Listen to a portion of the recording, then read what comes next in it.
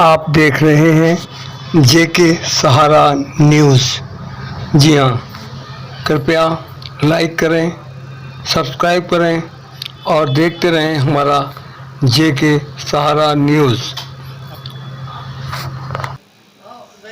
आदाब, नमस्कार। मैं हूँ इदरीस जेके और आप देख रहे हैं हमारा ऑनलाइन यूट्यूब चैनल। जैसे कि आज जो है इस इलाके के मशहूर डॉक्टर महमूद साहब जो हैं, आज हर दुआ कंपनी के जो दुआ ऑर्गेनाइजेशन है उसमें कुछ ना कुछ प्रोग्राम करते हैं और इनके जो सदर हैं वो हमारे कमर वसीम साहब हैं। अरे नहीं, सब सदर हैं सब। और आज जो प्रोग्राम होगा उनके बारे में इनसे बातचीत करेंगे। पहले डॉक्टर साहब से। हाँ। जी डॉक्टर साहब, थोड़ा आगे। हेलो, अस्सलाम वालेकुम जी। मेरा नाम डॉक्टर महमूद है। आज इस मीटिंग में हमने डॉक्टर रवि कुमार को बुलाया है जो मैक्स अस्पताल के नेफ्रोलॉजिस्ट हैं। जी। वो इसके बारे में हम सब डॉक्टरों को जानकारी देंगे। और दुआ मीटिंग में मेरे ख्याल से पहली बार आया ना डॉक्टर साहब? हाँ, ये डॉक्टर वसीम है और इसके बारे में ये बताएंगे डॉक्टर वसीम साहब। जी जी। जो डॉक्टर साहब आ रहे हैं आज, उनके बारे में थोड़ा सा बताएं आप। डॉक्टर रवि गुप्ता हैं जो कि मैक्स पतपड़गंज में नेफ्रोलॉजिस्ट हैं और वहाँ पर नेफ्रो की प्रैक्टिस करते हैं। आज की जो मीटिंग रही है, मीटिंग भी है और प्लस एक सीएमई भी है जो वो नेफ्रो के बारे में, किडनी से रिलेटेड जो भी जुड़ी बीमारियां हैं, आज की कंडीशंस, जो भी आज का लाइफस्टाइल है, उसको देखते हुए जो जो परेशानी है उसके बारे में हम लोग बात करेंगे और उसका मतलब मैनेजमेंट किस तरीके से कर सकते हैं, ट्रीटमेंट किस तरीके से कर सकते हैं, किडनी की बीमारी से कैसे बचा जा सकता है। ये आज के लाइफस्टाइल में बहुत आम सी बीमारी हो गई है किडनी की। इसी वजह से हमने सोचा कि इस पर एक अवेयरनेस कराई जाए, इसलिए हमने दुआ के बैनर तले डॉक्टर रवि गुप्ता को बुलाया ताकि वो हमारे डॉक्टर्स को अपनी जो भी उनकी जानकारी, जो भी नॉलेज है, वो उससे हमें रूबरू कराएं और हमें इससे फ़ायदा ही मिलेगा।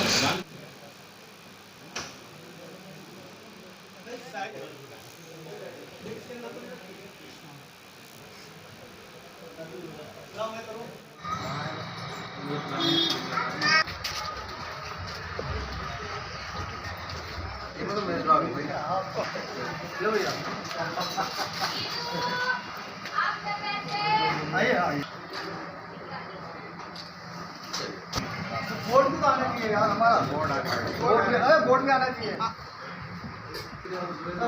ठीक है, बैठा लो उनको।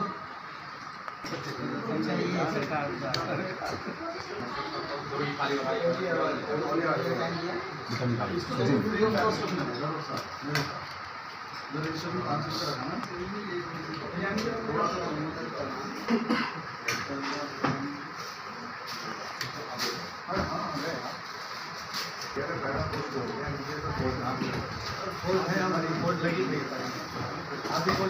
चलिए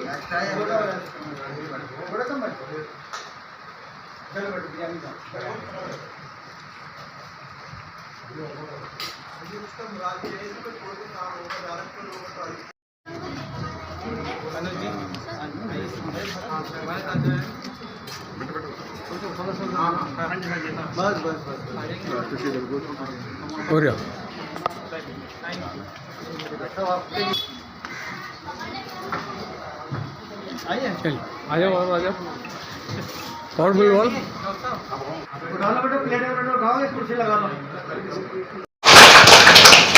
सर इधर आ जाइए, आइए सर।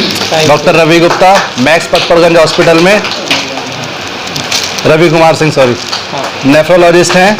और आज की जो सीएमई जो टॉपिक है, किडनी से रिलेटेड जो भी है, सर आप हमको वो करेंगे।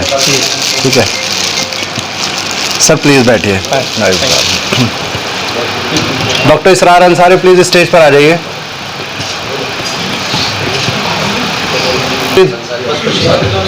सर आ जाइए। ये हमारे लिए बहुत ही खुशी की और गर्व की बात है कि आपकी अपनी डॉक्टर्स यूनिटी वेलफेयर एसोसिएशन के साथ डॉक्टर रवि कुमार सिंह हमसे जुड़े हैं और चुका है हमारा रोज़मर्रा का किडनी डिजीज़ बहुत ज़्यादा कॉमन हो चुकी हैं।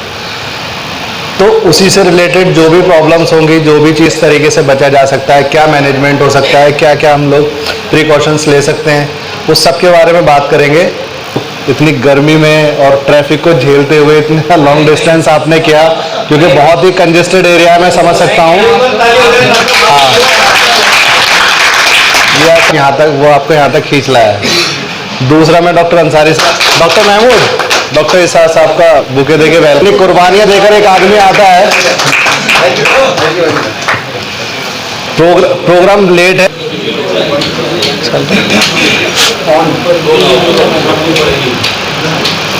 है जिसमें हेड करता हूँ, तो आकर बहुत खुशी हो रही है। पिछली हमारी मीटिंग हुई थी, उसमें बात हुई थी कि मैं आऊँगा, जरिया एक मदद दे पाए।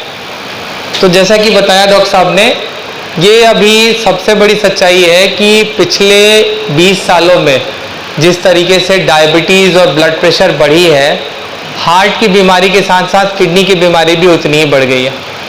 जनरल बीमारी को लेके तो अच्छी खासी जानकारी है, सीने में दर्द होता है तो वो तुरंत दौड़ते हैं हॉस्पिटल में, इकोस्प्रिन दवा खा लेते हैं, नाइट्रेट्स रख लेते हैं। अनफॉर्चुनेटली किडनी की बीमारी के साथ ये संभव नहीं हो पाता। एक तो बीमारी पता लगती है देर से, और जब तक पता लगती है तब तक जनरली काफ़ी देर हो गया रहता है, और नतीजा क्या होता है कि उस इंसान को डायलिसिस और ट्रांसप्लांट से गुजरना पड़ता है।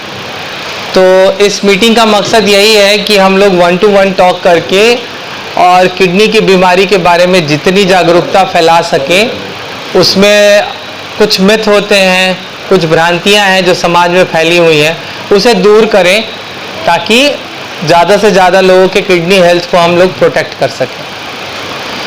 किडनी की बीमारी को वर्ल्ड हेल्थ ऑर्गेनाइजेशन ने भी एक्सेप्ट कर लिया है कि ये एक मेजर पब्लिक हेल्थ प्रॉब्लम है। इससे पहले हार्ट की बीमारी, कैंसर की बीमारी, फेफड़े की बीमारी, इन सबों को तो एक्सेप्टेंस थी नॉन कम्युनिकेबल डिजीज़ में। किडनी की बीमारी को उतना सीरियस नहीं लिया जा रहा था। और जहाँ तक बीमारियों का सवाल है, अर्ली स्क्रीनिंग सबसे इम्पॉर्टेंट है। तो मेरा आज का टॉपिक मेनली स्क्रीनिंग से रिलेटेड है कि हम कैसे बीमारी को जल्दी पहचान सकते हैं और उसके लिए हम क्या कर सकते हैं। किडनी की बीमारी को अगर हम देखें तो मेजर लक्षण 2 ग्रुप्स में डिवाइड किए जा सकते हैं। में आने लगती है जिसमें पेशेंट का यूरिन का अमाउंट घटने लगता है, बदन में सूजन होने लगती है, और आप चेक करते हैं तो उसका ब्लड प्रेशर बढ़ा हुआ आता है। सो ये सबसे कॉमन फॉर्म है जिसे सब लोग ही पकड़ लेते हैं। अब फिर आप टेस्ट कराते हो, टेस्ट में क्रिएटिनिन काफ़ी बढ़ा हुआ आता है। तो पहला फॉर्म होता है, इसे हम बोलते हैं क्रॉनिक ग्लोमेरुलोनेफ्राइटिस। इस बीमारी में किडनी से प्रोटीन लीक हो रहा होता है, प्रोटीन की वजह से पेशाब में झाग बढ़ता है, और जैसे जैसे प्रोटीन लीक होता रहता है शरीर में एल्यूमिन की कमी होने लगती है और आसानी से पकड़ में आ जाती है। दूसरी जो दिन में उसे पेशाब की मात्रा कम रहेगी, पेशाब का लेकिन जो वॉल्यूम है, वॉल्यूम ऑफ यूरिन, वो अच्छा ही रहेगा। वो हमेशा 2 लीटर 3 लीटर पेशाब करता रहेगा, पैर में कभी सूजन नहीं होगी, ब्लड प्रेशर भी नहीं बढ़ा हुआ रहेगा। बस एक तकलीफ होगी, उसका हीमोग्लोबिन कम होता चला जाएगा। आपको लगेगा खून की कमी हो रही है, खाना पीना नहीं खा पा रहा है एंड ऑल दैट, लेकिन ध्यान किडनी की तरफ नहीं जाता है। जनरली काफ़ी देर से जब उसका हीमोग्लोबिन, आपने सब तरीके की कोशिश कर ली और जब पता नहीं चला, फिर आप क्रिएटिनिन का टेस्ट कराते हो और पता चलता है क्रिएटिनिन 16, 20, 25 कुछ ऐसा हो गया। तो ये जो क्रॉनिक इंटरस्टिशियल नेफ्राइटिस है, ये एक काफ़ी खतरनाक फॉर्म है। इसमें बीमारी शुरू में पकड़ में नहीं आती है, जब काफ़ी एडवांस हो जाती है तब पता चलता है। तो पता करने का तरीका क्या है? सबसे पहले हम मरीज से ये ज़रूर पूछें कि नॉर्मली वो रात में कितनी बार पेशाब करने जाता है। इसमें एक प्रॉब्लम है, जैसे बहुत लोग होते हैं जिन्हें प्रोस्टेट की समस्या होती है, उसमें भी यही लक्षण आते हैं कि आपको रात में बार बार पेशाब लगता है। तो इन दोनों को डिफरेंशिएट करने का सिंपल तरीका है, जब आप अल्ट्रासाउंड स्कैन कराएंगे तो प्रोस्टेट की समस्या में प्रोस्टेट का साइज बढ़ा हुआ दिख जाएगा। इस वाली समस्या में प्रोस्टेट का साइज आएगा नॉर्मल, बट पेशेंट की प्रॉब्लम में कोई सुधार नहीं होगा। तो आपको सोचना चाहिए कि ऐसे पेशेंट का किडनी फंक्शन टेस्ट जरूर कराएं, और किडनी फंक्शन टेस्ट में यूरिया क्रिएटिनिन के अलावा रूटीन यूरिन जरूर कराना चाहिए। जो क्रॉनिक ग्लोमेरुलोनेफ्राइटिस है, उसको सबसे जल्दी पकड़ने का तरीका है आप यूरिन में प्रोटीन का टेस्ट करें। क्रिएटिनिन का वैल्यू बाद में बढ़ता है, सबसे पहले यूरिन में एबनॉर्मेलिटी आने लगती है। तो रूटीन यूरिन कराना बहुत ही ज़रूरी है और साल में कम से कम एक बार पेशेंट्स का यूरिया क्रिएटिनिन का जांच तो ज़रूर कराना चाहिए। इसके अलावा जो पेशेंट हैं जिनको डायबिटीज़ है, ब्लड प्रेशर है, रीनल स्टोन्स हैं या यूरिन के रास्ते में ऑब्स्ट्रक्शन है, चाहे वो यूरेथ्रल स्ट्रक्चर हो या फिर कुछ स्टोन्स नीचे आके यूरेटर में फंस गए हों या उसे सिस्टिक किडनी डिजीज़ है, इन सब बीमारी वाले पेशेंट्स को या जिनकी हिस्ट्री भी है कि उनके फैमिली में किसी को ऐसा है, ऐसे लोगों का किडनी फंक्शन जरूर स्क्रीन कराना चाहिए। So I think screening is very important. जब तक आप स्क्रीन नहीं करेंगे, जब तक आप इस बीमारी के बारे में सोचेंगे नहीं, इसके लक्षणों से इसको पकड़ना कई बार मुश्किल हो सकता है। तो सोचना बहुत ज़रूरी है। जब भी किसी को इलेक्ट्रोलाइट की एबनॉर्मेलिटी हो रही हो, बार बार किसी का सोडियम कम हो जा रहा हो, पोटेशियम बढ़ जा रहा हो, तब भी किडनी की बीमारी में के बारे में सोचना इम्पॉर्टेंट होता है। आई थिंक इसके अलावा आप लोग की अगर कुछ क्वेश्चंस हो, कुछ हो तो 1-to-1 टॉक करना ज़्यादा अच्छा है रेदर देन कि मैं कुछ ऐसे ही बताता चलूँ। कोई क्वेरी हो जैसे अभी डॉक्टर साहब से बात हो रही थी, इन्होंने बताया कि इनका एक पेशेंट है जिसका LSCS हुआ है और ऑपरेशन के अगले दिन से यूरिन आना बंद हो गया। तो इसमें 2-3 बीमारियां होने की संभावना है। पहली बीमारी इन्फेक्शन हो गया, सेप्सिस जिसे हम बोलते हैं, एब्डोमेन में सर्जरी करी, एब्डोमेन में इन्फेक्शन हो गया, TLC बढ़ जाएगा, प्लेटलेट्स कम होने लगेंगे, क्रिएटिनिन बढ़ जाएगा, यूरिन आना बंद हो जाएगा। लेकिन ऐसी हालत में जनरली पेशेंट का ब्लड प्रेशर कम होता है। तो पेशेंट का आप ब्लड प्रेशर चेक करें, अगर BP लोअर साइड में है या वासोप्रेसर्स की ज़रूरत पड़ रही है, नॉरेड लगाना पड़ रहा है, तो आप समझें कि उसे सेप्सिस और सेप्टिक शॉक है। ऐसा कुछ नहीं है, पेशेंट है हेल एंड हार्टी है, जैसा होना चाहिए था वैसा है, केवल यूरिन सडन ड्रॉप कर गया। ऐसा तब भी हो सकता है जब सर्जरी के दौरान कई बार यूरेटर लाइगेट हो जाता है। सर्जरी की और यूट्रस के बगल में दोनों यूरेटर्स होते हैं, कई बार वो आप ब्लीडिंग हो रही होती है, दिखता नहीं, आप लाइगेट कर देते हो। वैसी हालत में भी ऑपरेशन के बाद पेशाब आना बंद हो सकता है, लेकिन उसमें TLC हाई नहीं होगा, प्लेटलेट्स लो नहीं होंगे। तो ये सारी बातें इसके खिलाफ जा रही हैं। तीसरी एक बीमारी होती है जिसे हम लोग बोलते हैं पोस्टपार्टम हीमोलाइटिक यूरेमिक सिंड्रोम। नहीं, KFT अल्ट्रासाउंड दोनों जरूरी है, लेकिन अगर किसी एक में भी गड़बड़ी आ रही है, सपोज आपके पास अल्ट्रासाउंड की रिपोर्ट है, उसमें कुछ गड़बड़ी आ रही है, तो आप उसको KFT से ज़रूर कंफर्म करें। सिमिलरली अगर KFT गड़बड़ आ रही है तो एक बार अल्ट्रासाउंड करके ज़रूर देखेंगे कोई स्ट्रक्चरल प्रॉब्लम तो नहीं है। किडनी की बीमारियों में कुछ बीमारियां होती हैं जो प्री रीनल कॉजेज होते हैं, जैसे शरीर में पानी का कम हो जाना, अभी गर्मी है, डिहाइड्रेशन हो रहा है, पानी कम हो गया, इससे भी पेशाब आना कम हो जाएगा। तो इसे हम बोलते हैं प्री रीनल कॉज। किसी का ब्लड लॉस हो गया, ब्लड सप्लाई किडनी को कम हो गई, तो प्री रीनल कॉज की वजह से एक्यूट किडनी इंजरी हो जाएगी। कुछ कारण होते हैं पोस्ट रीनल, जैसे पेशाब के रास्ते में पत्थर हो, स्टोन आ गए यूरेटर में, उन्होंने ब्लॉक कर दिया, या प्रोस्टेट का साइज बढ़ गया है, या प्रोस्टेट के नीचे यूरेथ्रा में ऑब्स्ट्रक्चर है, या उसके नीचे में जो ओपनिंग होती है यूरेट्रिक ओरिफिस वो नीचे है, हाइपोस्पैडियाज है और वहाँ पे स्ट्रक्चर है, ऐसे हो सकते हैं। तो इन सब चीज़ों के वजह से भी किडनी के फंक्शंस, किडनी की रिपोर्टें खराब हो सकती हैं, लेकिन इसमें आप जस्ट ऑब्स्ट्रक्शन हटा दोगे, किडनी ठीक हो जाएगी। इसके अलावा तीसरे क्लास ऑफ बीमारी जो होती है, जो केवल किडनी तक लिमिटेड होती है, जैसे कुछ ग्लोमेरुलोनेफ्राइटिस होती है जिसमें प्रोटीन लीक हो रहा होता है, इसमें कुछ एंटीबॉडीज रहती हैं, ये एंटीबॉडीज किडनी के ऊपर अटैक कर देती हैं, या इन्फेक्शन के वजह से भी ऐसा हो सकता है। इसके अलावा जो हम पेन किलर्स हैं या बहुत सारी हैवी मेटल्स वाली दवाइयां हैं, अगर वो खिला देते हैं तो किडनी के ट्यूब्यूल और इंटस्टिशियम में डैमेज हो जाता है, जिसकी वजह से किडनी में यूरिन तो आता रहेगा लेकिन उसे खून की कमी होने लगेगी, जिसे क्रॉनिक इंटस्टिशियल नेफ्राइटिस बोलते हैं। तो इस तरह की बीमारी होने लगती है। तो जब हम किसी भी मरीज के होलसम इलाज की बात करते हैं ना, तो किडनी का हेल्थ जरूर ध्यान रखना है। हर पेशेंट का जब भी पेशेंट आए तो उसके ब्लड प्रेशर की जांच करनी है और साल में एक बार यूरिया क्रिएटिनिन की जांच और यूरिन रूटीन जरूर कराना है। ये मेरा मैसेज रहेगा। ठीक, एक मिनट। अच्छा, डोडनल अल्सर से, ठीक है सर। जी सर, जी सर, जी सर, जी सर, जी सर, जी सर, KFT नॉर्मल है, ठीक है, यूएनसी नॉर्मल है, ठीक है, HD नॉर्मल है, हाँ। बट उसके यूरिन में एल्बुमिन 2+ है। हाँ तो क्या हम डायग्नोज करें? हाँ। ऐसे पेशेंट होते हैं जिनके यूरिन में प्रोटीन आ रहा होता है, तो प्रोटीन कितना आ रहा होता है इसे क्वांटिफाई कराना होता है। क्वांटिफिकेशन में है, अगर हम 24 घंटे के यूरिन में देख रहे हैं कि प्रोटीन की मात्रा 3.5 ग्राम से ज़्यादा है, तो इसे हम बोलते हैं नेफ्रोटिक रेंज प्रोटीन यूरिया। और अगर ये 3.5 ग्राम से कम है तो इसे हम बोलते हैं सब नेफ्रोटिक रेंज प्रोटीन यूरिया।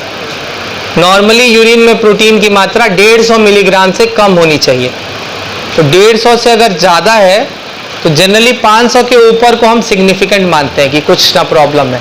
हम ज़्यादा गर्मी में चल रहे हैं, बुखार आ रहा है, पेशाब में इन्फेक्शन हुआ है, तब भी ये 150 से 500 तक हो सकता है। लेकिन अगर ये 500 से ज़्यादा है और परसिस्टेंट है तो हमें बीमारी के बारे में ढूंढना चाहिए। ढूंढने के लिए तरीका क्या है, कुछ ब्लड टेस्ट करते हैं हम लोग, जिससे हमें ये पता चल जाता है कि ये प्रोटीन कहाँ से लीक हो रहा है। जब जैसे सपोज आपका पेशेंट है, उसको 2+ प्रोटीन आ रहा है, मतलब 1 ग्राम से ऊपर आ रहा है, किडनी फंक्शंस नॉर्मल हैं, तो हम देखेंगे कि उसे शुगर या ब्लड प्रेशर की बीमारी है या नहीं है। सपोज उसको शुगर की बीमारी है, फिर हम देखेंगे कि उसके रेटिना में डायबिटिक रेटिनोपैथी है या नहीं है। अगर डायबिटिक रेटिनोपैथी है तो ये डायबिटिक किडनी डिजीज का इनिशियल लक्षण है। ये पीडियाट्रिक्स में आएगा तो नेफ्रोटिक सिंड्रोम है। तो उसमें भी हम लोग देखते हैं कि यूरिन प्रोटीन क्रिएटिनिन रेशियो कितना है। 2+ तो हो गया, मतलब 1 ग्राम के ऊपर है, मतलब कितना है वो क्वांटिफाई करना ज़रूरी है।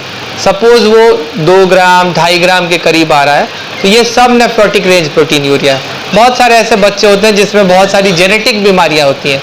एक बीमारी होती है जिसे एल्पॉट सिंड्रोम बोलते हैं, एक बीमारी होती है जिसे थिन बेसमेंट मेम्ब्रेन डिजीज बोलते हैं। इन सब बीमारियों में क्या होता है, यूरिन में थोड़ा सा प्रोटीन थोड़ा सा ब्लड आ रहा होता है, ठीक है। कुछ बीमारियां होती हैं, बच्चों में भी हो सकती हैं, जिसे IgA नेफ्रोपैथी बोलते हैं या हेनॉच सॉनलेन परप्यूरा। उसमें यूरिन में ब्लड भी आता है और प्रोटीन भी आता है, ऐसे ही आता रहेगा शुरू में। जब आप चेक करेंगे, टेस्ट कराएंगे तो पता चलेगा कि इसे IgA नेफ्रोपैथी है। या SLE के लक्षण भी हो सकते हैं। फीमेल बच्ची है 10 साल की 11 साल की, चेहरे पे धूप में जा रही है तो रैश बन जा रहे हैं, हाथ के जॉइंट में दर्द रह रहा है, मुंह में बार बार छाले आ रहे हैं, बाल झड़ रहा है उसके 10 साल के बच्चे के, और उसके यूरिन में प्रोटीन आ रहा है। तो कई बार ऐसी बच्चियों में लूपस करके एक बीमारी है, SLE जिसे बोलते हैं, वो हो सकती है, और ये दवाई से बहुत अच्छे तरीके से ठीक हो जाती है। तो इसीलिए इन सब बीमारियों के बारे में जागरूकता जरूरी है। जब भी पेशेंट आए कुछ बोले, जैसे पालक है, टमाटर है, करते हैं। हाँ, लेकिन जो ये फ्रूट्स है वगैरह नेचुरल, हाँ, इसमें भी शुगर होती है, हाँ, इनमें भी कुछ का परहेज करना होता है नहीं? सर फ्रूट्स और ग्रीन लीफी वेजिटेबल्स अलाउड होते हैं सर। और इससे कितना भी खाओ इनमें? हाँ, होल फ्रूट में प्रॉब्लम नहीं होती। और कोई सब्जी वेजिटेबल्स वगैरह कुछ इनमें जो नुकसान करती हो किडनी पेशेंट? हाँ हाँ शगुफी, क्या हो गया? हाँ हाँ, ठीक ठीक। तो सर खाने के बारे में आपने बहुत इम्पोर्टेंट सवाल पूछा, और मेरा आने का मकसद भी ये था कि खाने पीने की चीज़ों में ना बहुत भ्रांति है किडनी के मरीजों में, और इस भ्रांति के वजह से ना चाहते हुए भी आप और हम उस बीमारी को बढ़ा देते हैं। तो सबसे पहले मैं एक चीज़ क्लियर करना चाहूँगा, कोई भी पेशेंट जो किडनी का मरीज है उसके लिए वेजिटेरियन खाने में कोई परहेज नहीं है। वंस एंड फॉर ऑल समझना चाहिए, वेजिटेरियन खाना वो कुछ भी खा सकता है। अब बात होती है कुछ खास पेशेंट, जैसे कुछ पेशेंट होते हैं जिनका पोटेशियम बार बार बढ़ रहा होता है। ऐसे पेशेंट को पोटेशियम रिच डाइट मना है। पोटेशियम रिच डाइट में जैसे नारियल का पानी, केले, ड्राई फ्रूट, जूस, ये सारी चीज़ें मना होती हैं। अदरवाइज ऐसा नहीं है कि कोई एकदम पत्थर की लकीर है कि वो खा नहीं सकता, खाने को वो खा सकता है थोड़ा बहुत, हाँ कम क्वांटिटी में। दूसरा है नमक को लेके बहुत कंफ्यूजन है, कौन सा नमक, कैसा नमक। नमक में ध्यान रखना है, किडनी के मरीजों के लिए कोई भी सॉल्ट सब्स्टिट्यूट बहुत ही नुकसान करता है, तो सॉल्ट सब्स्टिट्यूट नहीं सजेस्ट करना है। आजकल लोना salt, black salt, rock salt, ये सब बहुत प्रचलन में है। ये सारे सॉल्ट्स किडनी के मरीजों के लिए नुकसानदायक है, तो उनको नहीं देना है। लोना सॉल्ट नहीं देना है। तो ये भ्रांति ही मिटाने के लिए हम आए हैं। ये मेरे मीटिंग का मकसद यही है, खाने पीने की बातों को समझाना बहुत जरूरी है। सारे सॉल्ट नुकसानदायक हैं, लेकिन उसमें देखना पड़ेगा कम नुकसानदायक कौन सा है। जो टाटा सॉल्ट आयोडाइज्ड है, आयोडीन वाला, उसी की मात्रा कम लेनी है, 5 ग्राम से कम दिन भर में। मतलब छोटे चम्मच से 1 चम्मच लेना है पूरे दिन भर में। सो खाने में जो दाल में पड़ रहा है, जो सब्जी में पड़ रहा है, घर वालों को ये समझाना पड़ेगा कि इनके खाने में नमक कम रहेगा और वो नमक नॉर्मल नमक ही होगा। उसके जगह पे सेंधा नमक या काला नमक या कोई और सा नमक नहीं देना है। ये बहुत ही इम्पॉर्टेंट है। बहुत सारे मरीजों की जान चली जाती है इसी गलती की वजह से। उन्हें पता होता है नमक कम खाना होता है, वो दूसरा नमक खूब दबा के खाते हैं, हर चीज में वही वाला डल रहा है। नतीजा क्या होता है, ऐसे मरीज का पोटेशियम सडन स्पाइक करता है, उन्हें वीटी या वीएफ हो जाती है, कार्डियक अरेस्ट हो जाता है, वो घर पे ही खत्म हो जाते हैं अस्पताल आने के पहले। तो इसे हमें और आपको इस चीज के प्रचलन को रोकना है। नॉर्मल लोग, जो हेल्दी लोग हैं, उन्हें जो मर्जी वो जैसा नमक खा सकते हैं। मन करे तो आप काला खाओ, मन करे आप पीला खाओ, लाल खाओ, आपके लिए कोई परेशानी नहीं है। लेकिन जो किडनी के मरीज हैं, जिन्हें पता है कि हमें किडनी की समस्या है, वो ना खाएं, पहली बात। दूसरी बात, वेजिटेरियन खाना सब कुछ अलाउ होता है, उसको रोकने की ज़रूरत नहीं है। प्रोटीन रेस्ट्रिक्शन की बात बार बार उठती है कि किडनी के मरीजों को प्रोटीन वाली चीज़ें ना खिलाएं, बात सही है, लेकिन तब जब वो मरीज कुछ खा रहा हो। वो मरीज कुछ खा ही नहीं रहा है, उसकी भूख पहले 4 रोटी की थी, आज वो 1 रोटी खा रहा है, उसमें भी आपने रोक लगा दी, ये नहीं खाना, वो नहीं खाना, खाना छोड़ देगा, बिस्तरे पे आ जाएगा वो। सो ध्यान रखना है ओवरऑल पेशेंट का हेल्थ कैसा है, वेल बिल्ट है, देख रहे हैं कि वो बहुत ज़्यादा खाने वाला है, तब तो उस पर रोक लगाएं, अदरवाइज रोक ना लगाएं। फायदे की जगह नुकसान ज़्यादा होते हैं। सर एक क्वेश्चन, हाँ, जैसे बहुत से पेशेंट आते रहते हैं, लेकिन हाँ, उन्हीं में से 2-4-6 महीने बाद, साल 2 साल में आप बताते हैं कि हमारे 4 बजे रात या 3 बजे रात से लेकर सुबह 8 बजे तक ये सुप्रापिविक रीजन में, खाने के रीजन पे फुलनेस महसूस और दर्द और कई मरतबा जल्दी पेशाब आता है। हाँ, बाकी यानी 18 घंटे 20 घंटे दिन के रात के हाँ, वो लोग शिकायत नहीं बताते। तो इसे हम बोलते हैं नॉक्चूरिया। ये बड़ा ही अर्ली साइन है किडनी डिजीज का। रात में अगर किसी को 2 बार से ज़्यादा पेशाब जाना पड़ रहा है और प्रोस्टेट की कोई समस्या नहीं है, मतलब यंग लड़का 20 साल 25 साल का है और वो रात में बार बार पेशाब जा रहा है, दिन में नहीं जा रहा, दिन में ठीक रह रहा है वो, वही मोस्टली 4 बजे से लेकर, हाँ, जैसे अर्ली मॉर्निंग में हो रहा है ये सब, तो ये बहुत ही अर्ली साइन है किडनी डिजीज का। आप उसका हीमोग्लोबिन क्रिएटिनिन चेक कराइए, हीमोग्लोबिन कम आएगा, क्रिएटिनिन बढ़ा हुआ आ जाएगा। अल्ट्रासाउंड कराएंगे, किडनी का साइज छोटा आ जाएगा। सर डे प्रैक्टिस में सबसे ज़्यादा यूटीआई के पेशेंट आते हैं हम जीपी वालों, हाँ हाँ वहीं हाँ पे हमसे गलती होती है। हाँ, देखिए कल्चर स्टाइल आ रहा है और यूटी और नॉर्मल यूरिन जो है बस दे रहा है ज़बरदस्त, हाँ, तो उसमें एरोबिक और एनारोबिक का ट्रीटमेंट, उसमें ट्रीटमेंट में बहुत ज़्यादा हम लोग गलती करते हैं। हाँ, तो वहीं से हमारी गलती शुरू होती है, वही हमारे किडनी को ले जाती है। तो उसके बारे में थोड़ा सा। हाँ, तो दूसरी बात है कि यूटीआई के ट्रीटमेंट में ना एमिकासिन का प्रचलन बहुत है, हर बात पे एमिकासिन लग जाता है। जी जी, इसको हमें जितना हो सके कम करना है। बंद कर दे तो बहुत अच्छी बात है, लेकिन मेरे कहने से बंद नहीं होगा लेकिन मेरा मानना है जितना हो सके आप कम कर दें। सोचे जरूर एक बार कि क्या ज़रूरत है इसे देने की, क्या कोई दूसरा ओरल टैबलेट सब्स्टिट्यूट है जिसे हम दे के काम चला सकते हैं? अगर कोई भी ओरल ऑप्शन दिख रहा हो तो पहले ओरल दें।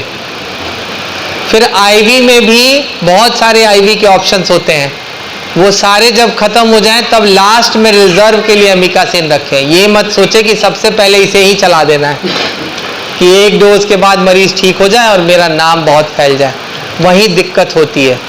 बार बार एमिकासिन के वजह से, एमिकासिन एक नॉन नेफ्रोटॉक्सिक ड्रग है, जब आप इसका बार बार यूज़ करते हैं तो उसकी किडनी पे इम्पैक्ट पड़ता है।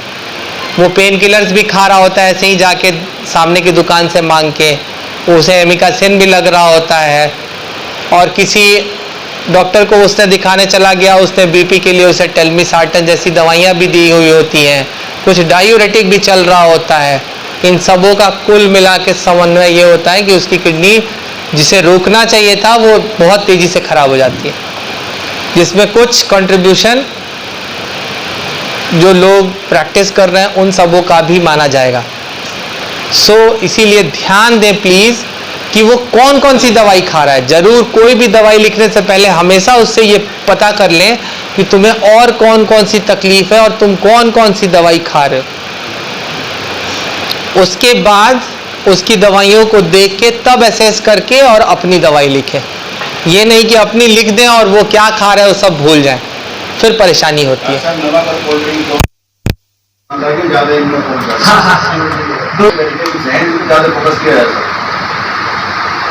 ठीक है, ऐसा किसी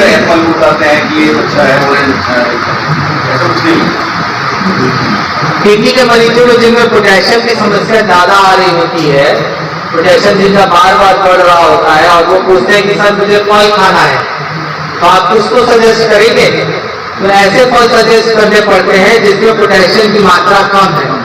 ऐसे 4 फल जो मैं यूजुअली अपनी प्रैक्टिस में सबको बताता हूँ अपने पेशेंट्स को: Apple, guava, papaya and pineapple.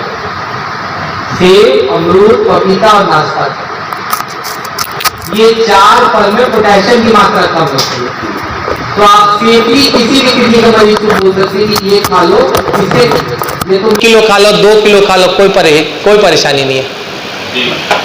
इसलिए ये बोला जाता है, अदरवाइज ऐसा नहीं है कि इस फल में ये, इस फल में वो।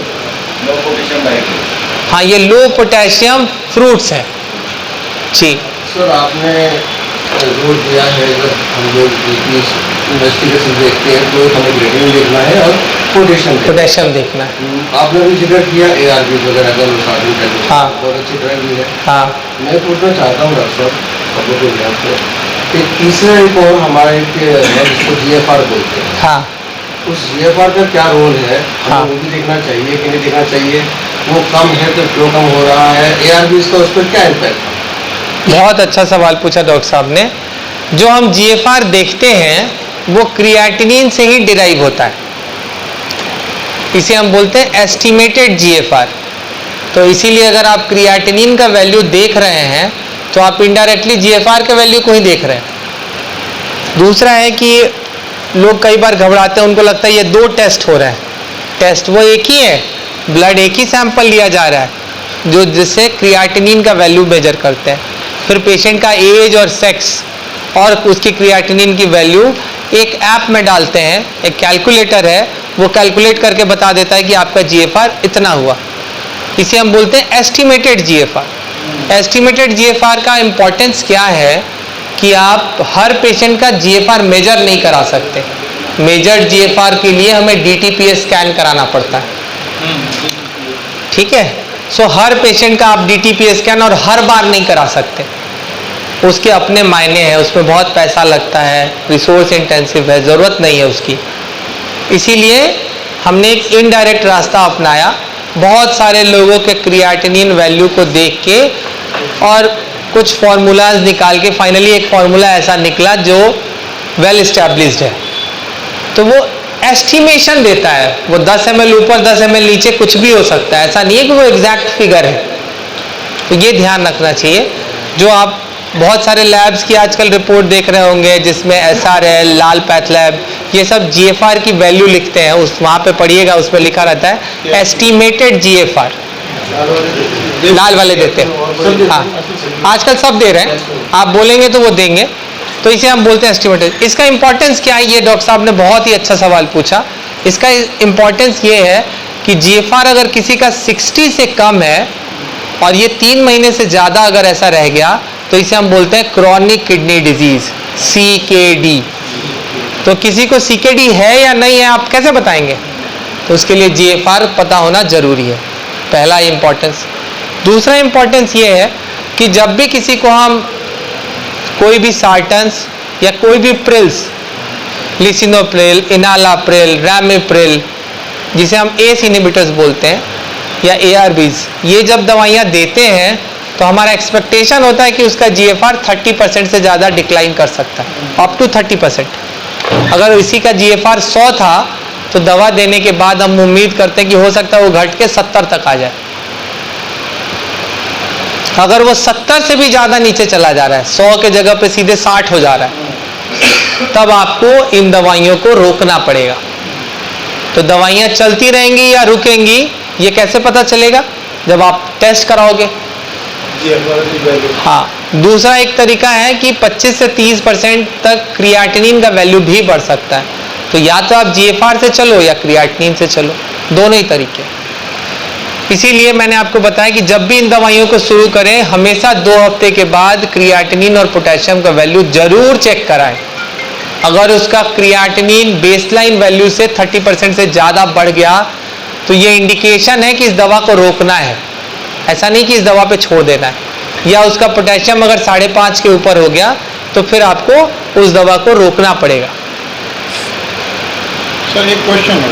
हाँ, अक्सर क्या होता है जो डायबिटीज़ के पेशेंट होते हैं, पिछले 10 साल से डायबिटीज़ होती है, उनको ये ज़्यादा भ्रांतियाँ होती हैं कि यार हम डायबिटीज़ की टेबलेट खा रहे हैं 10 साल से, हमारी किडनी डैमेज हो जाएगी, तो बहुत से मरीज वो दवाइयाँ रोक देते हैं। नहीं, तो ये आपका और मेरा फर्ज है उनको समझाना कि दवाइयों से किडनी खराब नहीं होगी, डायबिटीज़ से किडनी खराब हो जाएगी। तो अगर उसका कंट्रोल खराब होगा तो खराब हो जाएंगी। दूसरा, कुछ हद तक लोग बोलते हैं कि दवाइयों से किडनी खराब हो गई, उसका कारण ये है कि जो सबसे कॉमन दवा है डायबिटीज़ की, मेटफॉर्मिन, उसके साथ किडनी का एक रिलेशन है। जब किडनी के फंक्शंस कम होते हैं तो हमें मेटफॉर्मिन के डोज को घटाना होता है। जैसे GFR किसी का अगर 60 के ऊपर है तब तो आप 1 ग्राम BD मतलब 2 ग्राम तक दे सकते हैं मैक्सिमम। लेकिन अगर किसी का GFR 30 से कम है, 20 है, 25 है, तो आप 500 मिलीग्राम से ज़्यादा नहीं दे सकते। 500 बस एक टोटल डोज 24 घंटे में 500 मिलीग्राम।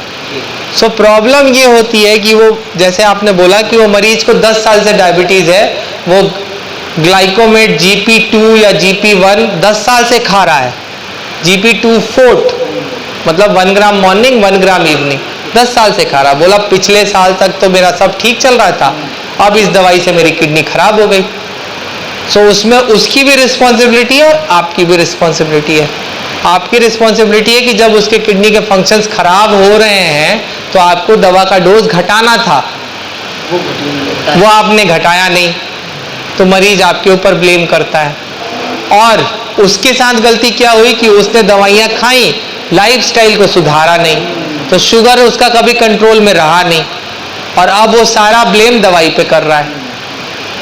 सो हमें उन्हें समझाना पड़ेगा लाइफस्टाइल बहुत इंपॉर्टेंट है। ये लाइफस्टाइल डिजीजेज हैं, डायबिटीज़, हाइपरटेंशन, जितना अच्छा लाइफस्टाइल रखेंगे उतनी कम बीमारी होगी।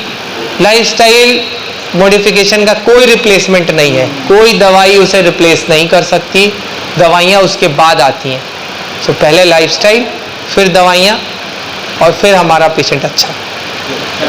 थैंक यू जी। जी creatinine and albumin level always the sign of kidney disease? हाँ, बहुत अच्छा इंटरेस्टिंग क्वेश्चन है सर का। कुछ ऐसी दवाइयाँ होती हैं जो क्रिएटिनिन के वैल्यू को फॉल्सली बढ़ा देती हैं। एक कॉमन दवाई है सेप्ट्रान। सेप्ट्रान आपने सुना होगा, बच्चों को देते थे, पहले बहुत कॉमन यूज़ में था, आजकल कम यूज़ होता है, मिलती नहीं है। इस दवाई का काम होता है कि ये क्रिएटिनिन के एक्सक्रीशन को किडनी में रोक देता है। तो जब आप दवा स्टार्ट करते हैं तो क्रिएटिनिन का वैल्यू बढ़ जाता है। दूसरा है, कुछ हार्ट फेलियर के पेशेंट्स में आप फेलियर ट्रीट कर रहे होते हैं, डायूरेटिक देते हैं, क्रिएटिनिन का वैल्यू बढ़ जाता है। इसका ये मतलब नहीं है कि उसकी किडनी खराब हो गई। इसे हम बोलते हैं हाइपर क्रिएटिनिमीमिया। ये भी एक स्टेट है जो ड्रग इंड्यूस्ड हो सकता है, या जैसे डायूरेटिक आपने दिया उससे क्रिएटिनिन बढ़ता है, लेकिन पेशेंट आपका अच्छा हो रहा है। ध्यान रखिए इस बात को। पेशेंट की सांस लेने में कोई दिक्कत नहीं है, अब वो कंफर्टेबल हो गया। पहले लेट नहीं पा रहा था, अब आराम से लेट रहा है। चल नहीं पा रहा था, चल पा रहा है, लेकिन उसका क्रिएटिनिन का वैल्यू बढ़ गया। ये ट्रांजिएंट राइज है, जैसे ही दवा आप कम करेंगे क्रिएटिनिन वापस नॉर्मल हो जाएगा। लेकिन हार्ट फेलियर का पेशेंट था, आपने डायूरेटिक दी, उसका क्रिएटिनिन भी बढ़ गया, यूरिन आना कम हो गया, सांस फूलने में कोई आराम नहीं हुआ। ये किडनी फेलियर है, यहाँ डायलिसिस करनी पड़ेगी, नहीं तो उसकी जान चली जाएगी। सो इनिशिएट करना बहुत जरूरी है। आप लैब टेस्ट को ट्रीट नहीं कर रहे होते, आप पेशेंट को ट्रीट कर रहे होते। कई बार होता है लैब टेस्ट खराब आती है, इसका ये मतलब नहीं है कि हर चीज़ खराब है। आपको उसके क्लिनिकल कॉन्टेक्स्ट में देखना पड़ेगा। किसी पेशेंट का मसल मास नहीं था, वो 40 किलो का था, अब वो खा पी रहा है खूब अच्छे से, खूब तंदुरुस्त हो गया है, और उसका वजन 40 किलो से बढ़ के 80 किलो हो गया है। तो आप क्या उम्मीद करते हैं, उसका क्रिएटिनिन कम होगा? उसका क्रिएटिनिन पहले 0.6 था, 1.2 हो गया। ठीक है, इसका ये मतलब नहीं है कि उसकी किडनी खराब हो गई। उसका मसल मास बढ़ गया, उस मसल से क्रिएटिनिन का जनरेशन बढ़ गया, इसीलिए सीरम क्रिएटिनिन का वैल्यू बढ़ गया। तो इस कॉन्टेक्स्ट में देखना होता है कि आपका मरीज कैसा कर रहा है। वो दुबला होता जा रहा है, उसका क्रिएटिनिन कम होता जा रहा है, और आप खुश होते जा रहे हैं, ये गलत है। प्रोटीन एनर्जी माल न्यूट्रिशन वाले पेशेंट में अक्सर ये होता है, पहले उसका क्रिएटिनिन 2 था, आज उसका वजन कम हो गया 20 किलो, उसका क्रिएटिनिन घट के 1 हो गया, आप खुश हो रहे हैं, मरीज खराब हो रहा है आपका। ठीक, हाँ, जो भी किडनी पेशेंट्स होते हैं उनको पेरिफेरल न्यूरोपैथी हो सकती है। तो पेरिफेरल न्यूरोपैथी में एक मैनिफेस्टेशन हो सकता है कि कोई भी प्रॉब्लम नहीं बता रहा कि नॉर्मल यूरिन में सब कुछ हो सकता है। तो बहुत सारे एडवांस किडनी के पेशेंट में नर्व की प्रॉब्लम से ही पता चलेगा। और दूसरा बैक पेन इसलिए होता है क्योंकि उसका विटामिन डी का लेवल कम होता है। विटामिन डी अपने एक्टिव फॉर्म में कन्वर्ट होता है। और 2 पेन किलर जो कॉमनली यूज करते हैं हम लोग देखे हैं, पैरासीटामोल और दूसरा है ट्रामाडोल। ये दोनों चीज़ें मैं समझता हूँ कि सभी की जो भी शंकाएं थी वो दूर हो गई होंगी, और इस के डॉक्टर साहब के खाना खाने से बात शुरू करेंगे। आप सबों को बहुत बहुत शुभकामनाएं। आप सब लोग आए, अपना टाइम दिया, आपने कीमती वक्त दिया। Thank you so much. ठीक है, थैंक यू सो मच। चलिए, थैंक यू। हमारी बात अधूरी रह गई, किसी दिन पूरी करेंगे।